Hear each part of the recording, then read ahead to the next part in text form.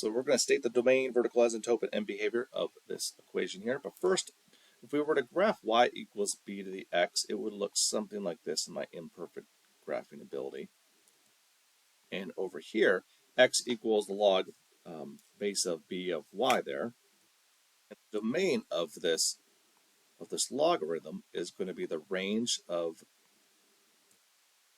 y equals b to the x. So for some silly reason, I just did not type that out. The domain is the range of the inverse.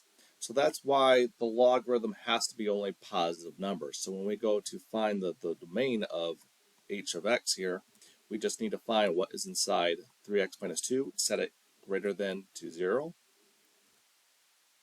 Solve. So 3x minus 2 is going to be greater than 0. Add 2 to both sides. And divide by 3. So x is going to be greater than 2/3. That will be our domain, and we may want to write this in interval notation, so it'll be open parentheses at 2/3 because we do not include it, all the way up to positive infinity. Vertical asymptote will be at 2/3, more specifically when x equals 2/3.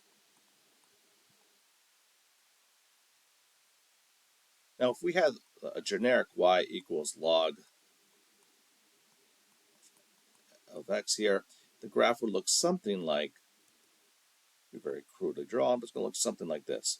So the behavior would go to infinity very, very slowly for a logarithm, but if we were approaching infinity, it would be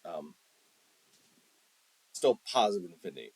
If we had a negative log, so if we just switch this and rewrote this to say y equals negative log of x, it'll take the graph and basically reflect it over the y-axis, the x-axis, and it would look something very crudely drawing like this. And this would go towards negative infinity. As x gets bigger, the y gets smaller.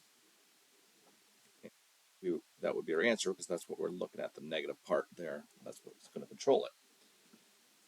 If you have any questions, email your math teacher.